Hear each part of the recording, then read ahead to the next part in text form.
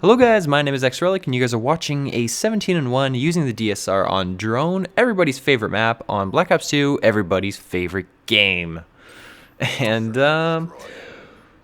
first, let me just preface this by saying this first round, I lose it. This game's in 5 rounds, and I lose it because the fucking random grabbed the bomb and sat in the back of the spawn until the timer ran out, which is why I had to cut like the entire second half of the first round out because I was just running around looking for the last guy. And the guy with the bomb was just sitting in the spawn for the entire round. So, unfortunately, we lose that because he's a douchebag. And I can't stress this enough, guys. This is going to be my #1 tip for you guys. Learning, search, and destroy. Don't grab the bomb if you don't know what to do with it. That is my #1. If you're going to sit back and snipe, don't grab the bomb. Your teammates will be able to play the objective a lot better than you will from the back of your spawn. Don't grab the bomb unless you're planning to do something with it. That's my #1 tip for you guys. Anyways, that's gonna kind of preface what I wanted to talk about in this video, and that is the console wars. And that is obviously the war between PS3 players and Xbox players about which console is better or harder to play on or whatever, and has better players. And the common view in Call of Duty is that Xbox players are better than PS3 players, and it's kind of coined in the phrase "lol PS3." And where Xbox players kind of say that is in, oh yeah, but your stats are inflated because you play PS3. And I'm here to tell you guys, as an exclusive, well, now exclusively Xbox player, this just isn't true. I do not support this idea because I feel like skill is within the person. There's 2 main factors to doing well in Call of Duty: tactics and gun skill, and both of those are separate from the consoles. You don't get any advantage from the console, the controller, anything like that. Those are fully within the player. Both tactics is in the mind of the player, and gun skill is within the hands of the player. It's pretty simple, and that's what makes a good Call of Duty player. Really, it is. Having said that, I mean point 1, the skills within the player, being on either console doesn't make the player. The player can be. How good a player is not dependent on what console they're on, okay? That's my first line.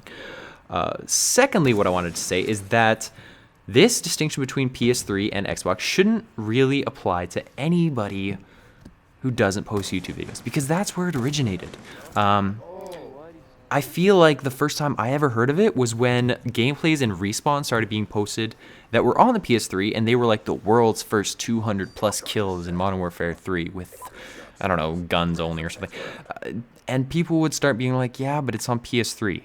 And at first I didn't understand. And then suddenly when, I don't know, the Penta Moab on Xbox by Jay Nasty came out, that was a huge thing. It was like the first Xbox Penta Moab and things like that. And that's what fueled the PS3 and Xbox Call of Duty debate. That's really what I think started it, is that these extremely good gameplays would come out on PS3 first, and then people wouldn't recognize it as being as good as it would have been on Xbox. So that when Xbox ones come out, it's like, wow, this is the first Xbox one.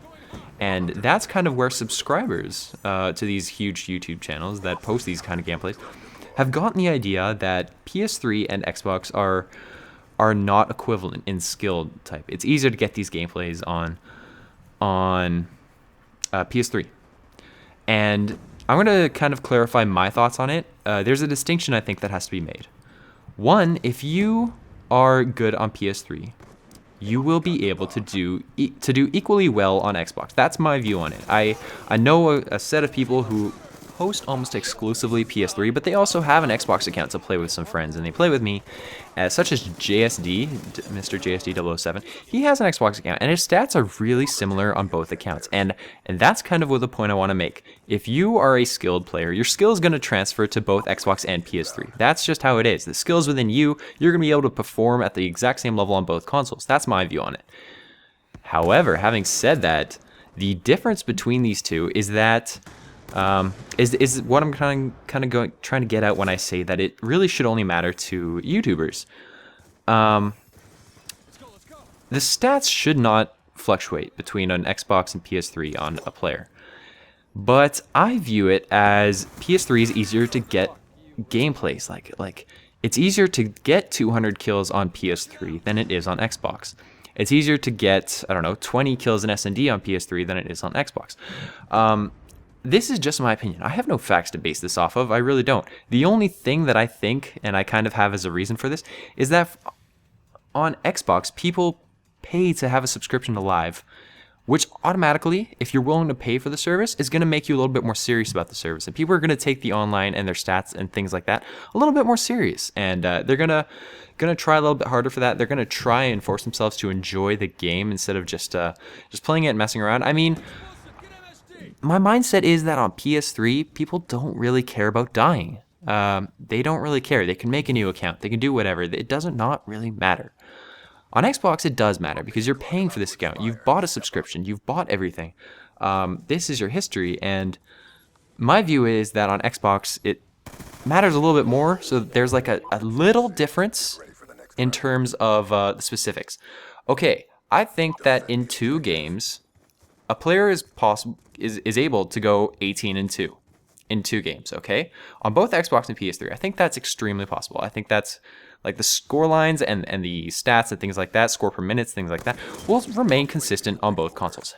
However, I think on Xbox, an 18-2 in 2 games will most likely become a 10-2 and an 8-0.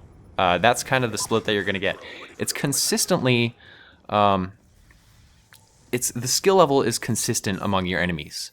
It's really weird. You're consistently going to have these people who are at a relatively average skill level across every game that you get into.